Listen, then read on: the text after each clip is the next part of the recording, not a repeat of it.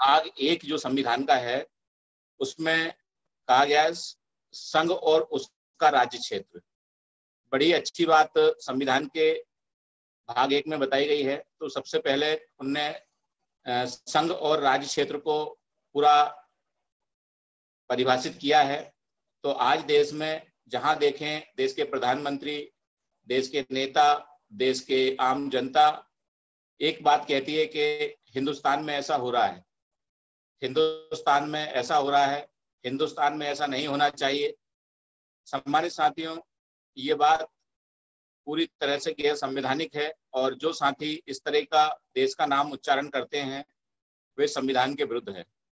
लेकिन एक बड़ा समुदाय एक षड्यंत्र के तहत पूरे देश का नाम हिंदुस्तान के रूप में लेता है, जबकि भारत के संविधान की अनुच्छेद 1 ये कहती है संघ का नाम और राज्य क्षेत्र। तो संघ का नाम क्या होगा? तो अनुच्छेद 1 का जो 1 है, फर्स्ट पैरा है, उसमें ये बताया गया है कि भारत अर्थात इंडिया राज्यों का संघ होगा। क्या होगा? भारत अर्थात इंडिया राज्यों का संघ होगा, हिंदुस्तान नहीं होगा। क्या होगा? भारत अर्थात इंडिया, यानी कि इस देश का नाम संविधान में भारत है या फिर अंग्रेजी में कहें तो इंडिया है। लेकिन आज पूरे देश में लोग इसको हिंदुस्तान हिंदुस्तान कहते हैं और एक तरह से पूरे देश में एक विशेष वर्ग ने षड्यंत्र के तहत इसका नाम बदलने का प्रयास किया है, संविधान विरोधी गतिविधियां की हैं। लेकिन आज हम भी उसमें शामिल हैं। हमारे भी अम्बेडकरवादी और हमारे जो साथी हैं, मिशनरी साथी हैं, बुद्धिस्ट साथी हैं, वे भी कभी कभी अपने इस देश का नाम हिंदुस्तान के रूप में लेते हैं। जबकि वास्तव में होना यह चाहिए कि हमें किसी भी कीमत पर जब हम देश की बात करते हैं तो हमें भारत या इंडिया के रूप में ही बोलना चाहिए, क्योंकि भारत की संविधान का अनुच्छेद 1 इस देश का नाम भारत, दैट इज इंडिया, यानी कि हम हिंदी में इसको भारत कह सकते हैं और अंग्रेजी में इसको इंडिया कह सकते हैं। राज्य और उसके राज्य क्षेत्र वे होंगे जो पहली अनुसूची में विनिर्दिष्ट हैं। देखिए कितनी अच्छी बात कही है कि राज्य के क्षेत्र कौन से होंगे? जो पहली अनुसूची में, यानी पहली अनुसूची में जो बताया गया है कि देश में कौन कौन से राज्य और कौन कौन से क्षेत्र होंगे जो इस देश के अंतर्गत आएंगे। भारत के राज्य क्षेत्र में, राज्यों के राज्य क्षेत्र में और पहली अनुसूची में विनिर्दिष्ट संघ राज्य क्षेत्र और ऐसे अन्य राज्य क्षेत्र जो अर्जित किए जाएं समाविष्ट होंगे। राज्य क्षेत्र को पूरा बताया है भारत की अनुच्छेद 1 में, संविधान में, कि कौन कौन से क्षेत्र भारत के अंतर्गत आएंगे और कौन कौन सा उसका क्षेत्र होगा। नए राज्यों का प्रवेश स्थापना, ये अनुच्छेद 2। नए राज्य कौन से होंगे और उनकी स्थापना कैसे होगी, अनुच्छेद 2 में संविधान में ये बताया गया है। तो साथियों देखिए आप, संविधान की एक एक अनुच्छेद कितनी महत्वपूर्ण है, लेकिन हमारे लोग नहीं जानते हैं और संविधान के विरोध में हिंदुस्तान कहने की गलती करते हैं और हमारे लोग भी गलती करते हैं और ये बहुत ही बड़ी गलती है। संसद विधि द्वारा, अब नए राज्य क्षेत्र कौन से होंगे? नए राज्य क्षेत्र वे होंगे संसद विधि द्वारा ऐसे निबंधों और शर्तों पर जो वह ठीक समझे संघ में राज्यों का प्रवेश वह उनकी स्थापना कर सकेगी। ये किसको अधिकार है? संसद को अधिकार है। संसद विधि द्वारा, यानी विधि बनाकर जिस क्षेत्र को राज्य या संघ में प्रवेश स्थापना देगी उनको राज्य क्षेत्र घोषित किया जा सकता है। सिक्किम का संघ साथ से युक्त किया जाना, ये एक उदाहरण है, 2 काम में जुड़ा हुआ है ये। नए राज्यों का निर्माण और वर्तमान राज्यों के क्षेत्रों में सीमाओं का नामों में परिवर्तन संसद विधि द्वारा करेगी। अनुच्छेद 3, तो ये जो भाग 1 है इसमें अनुच्छेद 1 से लेकर तो पूरा राज्यों के संबंध में पूरी जानकारी दी गई है। इसमें अनुच्छेद 4 तक पूरा राज्यों के बारे में बताया गया है। तो सम्मानित साथियों देखिए, संविधान की एक एक अनुच्छेद बहुत महत्वपूर्ण है। सोनवानी जी जुड़ गए क्या? अब बता देना आप, नहीं तो चलता रहे। माननीय दीवान साहब अगर जुड़ जाते हैं तो आप बता दीजिएगा। जी जी, आईटी इंचार्ज देख जी रहे जी हैं। बता देंगे सर, बता देंगे, कंटिन्यू रखें। अभी नहीं जुड़े क्या? हाँ अभी नहीं जुड़े। जी जी। तो इसके पश्चात आप देखेंगे अनुच्छेद 3 जो है संविधान का, वो नए राज्यों का निर्माण और वर्तमान राज्यों के क्षेत्रों, सीमाओं या नामों में परिवर्तन संसद द्वारा विधि बनाकर कर सकता है। तो सारे अधिकार, राज्यों का विस्तार करना हो, राज्यों का नाम परिवर्तित करना हो, या राज्यों का निर्माण करना हो, या वर्तमान राज्य क्षेत्रों में सीमाओं में नामों में परिवर्तन करना हो, तो ये पूरे अधिकार किसको है? संसद को है अधिकार। इसलिए बाबा साहब अम्बेडकर ने मास्टर की जो बताया है वो सत्य राजनीति को बताया, क्योंकि जो संसद में जाएगा वही ये सारे काम कर पाएगा। तो संसद का बड़ा महत्व है, और संविधान जो हमारा जो भविष्य है, भाग्य है, लिखा जाता है वो संसद में लिखा जाता है, और संविधान द्वारा प्रदत्त अधिकारों का प्रयोग करके पूरे राज्यों का निर्माण करना हो, ये सारी विधियों का निर्माण संसद ही करती है।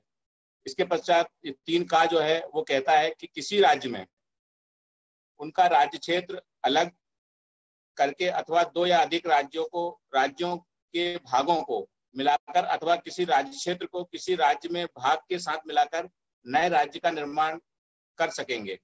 जैसे किसी राज्य का क्षेत्र बढ़ा सकेगी संसद, किसी राज्य का क्षेत्र घटा सकेगी, किसी राज्य की सीमाओं में परिवर्तन कर सकेगी, या किसी राज्य की नाम परिवर्तन कर सकेंगे। ये संसद को अधिकार है, परंतु इन प्रयोजनों के लिए कोई विधेयक राष्ट्रपति की सिफारिश के बिना, और जहां विधेयक में अंतर्विष्ट प्रस्थापना का प्रभाव राज्यों में किसी के क्षेत्र में सीमाओं या नाम पर पड़ता है, बाद जब तक उस राज्य के विधानमंडल द्वारा उस पर अपने विचार ऐसी अवधि के भीतर जो निर्देश में विनिर्दिष्ट है की जाए, या ऐसी अतिरिक्त अवधि के भीतर जो राष्ट्रपति द्वारा अनुज्ञात की जाए, प्रकट किए जाने के लिए वह विधेयक राष्ट्रपति द्वारा उसके निर्देशित नहीं कर दिया जाता, और इस प्रकार विनिर्दिष्ट या अनुज्ञात अवधि समाप्त नहीं हो गई है, संसद के किसी भी सदन में पुनर्स्थापित नहीं किया जाएगा। मतलब जब तक उसके जो निर्धारित समय अवधि है वो पूरी नहीं हो जाती है, तब तक इसको किसी भी सदन में पुनर्स्थापित नहीं किया जाएगा। तो ये महत्वपूर्ण जो विषय है राज्य क्षेत्र के संबंध में, पहली अनुसूची और चौथी अनुसूची के संशोधन तथा अनुपूरक, ये अनुच्छेद 4 है, और भाग 1 का जो चौथा अनुच्छेद है इसमें भी राज्यों के संबंध में बताई गई ये बात कि पहली अनुसूची और चौथी अनुसूची के संशोधन तथा अनुपूरक, अनुसांगिक और परिणामिक विषयों का उपबंध करने के लिए अनुच्छेद 2 और अनुच्छेद 3 के अधीन बनाई गई विधियां, मतलब संसद द्वारा अनुच्छेद 1 और 2 अनुच्छेद 2 और 3 के अनुरूप जो विधियां बनाई गई हैं उनके लिए उपबंध अंतर्विष्ट होंगे, और उस विधि उपबंधों को प्रभावी करने के लिए आवश्यक होगा, तथा ऐसे अनुपूरक, अनुसांगिक और परिणामिक उपबंध भी राज्य या राज्यों के संसद में और विधानमंडल या विधानमंडलों के प्रतिनिधित्व के बारे में उपबंध हैं, अंतर्विष्ट हो सकेंगे, जिन्हें संसद आवश्यक समझे।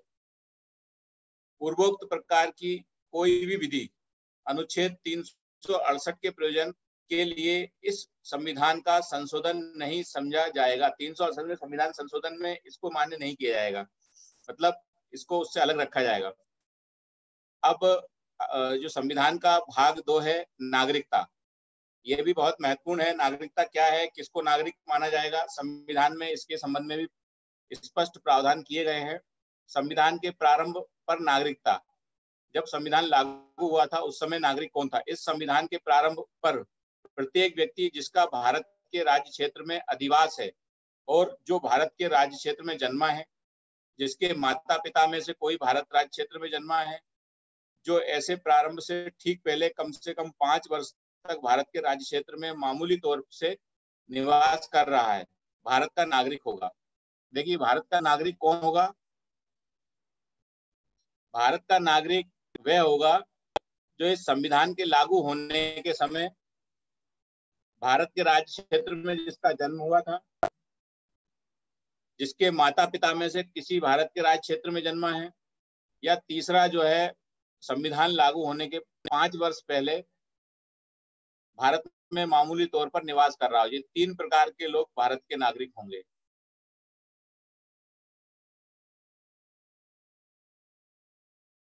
जेपी राहुल जी को क्या प्रॉब्लम है? ये हाथ हैंड्स अप कर रहे हैं, इनको कुछ चाहिए शायद, क्या कहना चाह रहे हैं? ये भी कुछ बताना चाह रहे हैं क्या संचालक महोदय? तो साथियों,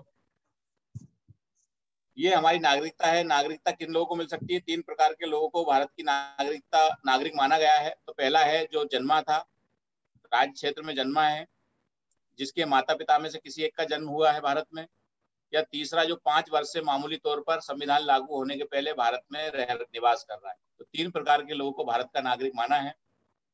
अनुच्छेद 6 जो है, पाकिस्तान से भारत को प्रव्रजन करने वाले कुछ व्यक्तियों के नाम नागरिकता के अधिकार।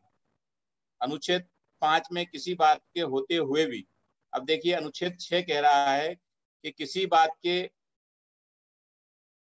अनुच्छेद 5 में किसी बात के होते हुए भी कोई व्यक्ति जिसने ऐसे राज्य क्षेत्र से जो इस समय पाकिस्तान के अंतर्गत हैं, भारत के राज्य क्षेत्र को प्रव्रजन किया है, इस संविधान के प्रारंभ भारत का नागरिक समझा जाएगा।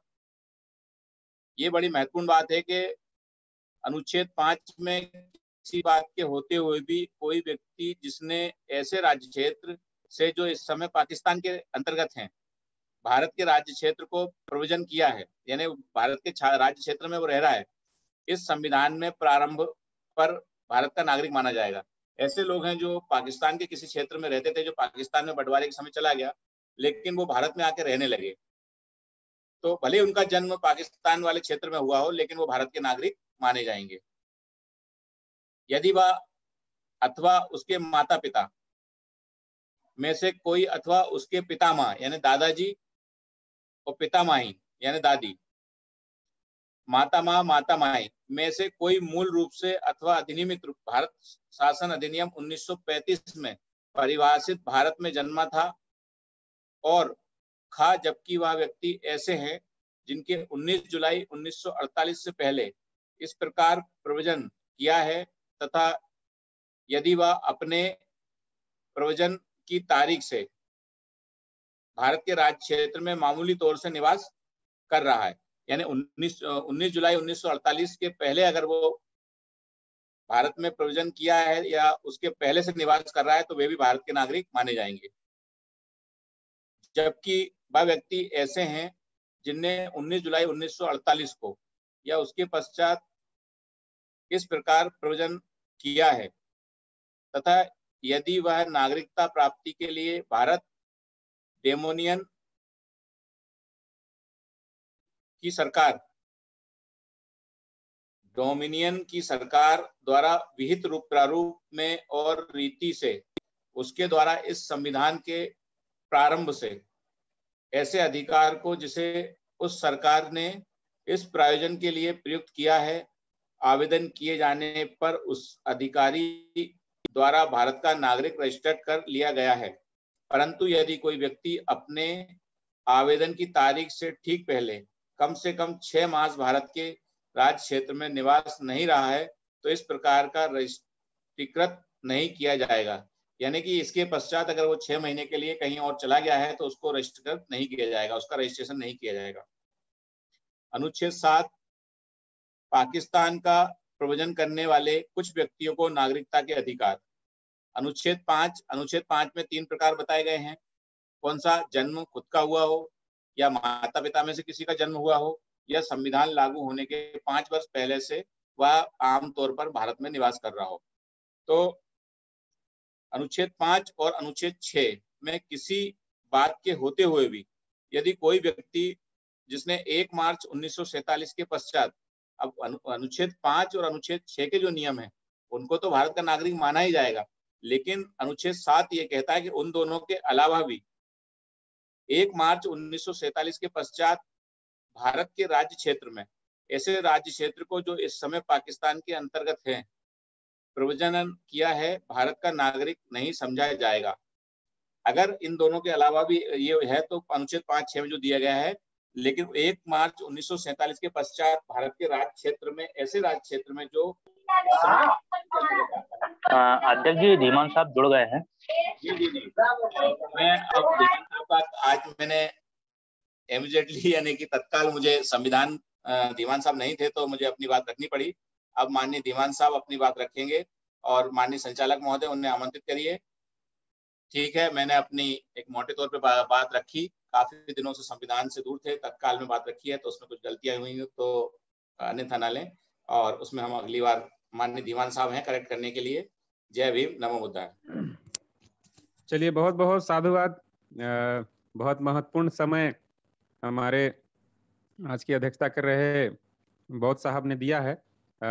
चलिए, हमारे बीच में हमारे पुनः प्रबोधनकार हमारे रिस्पेक्टेड धीमान साहब आ चुके हैं।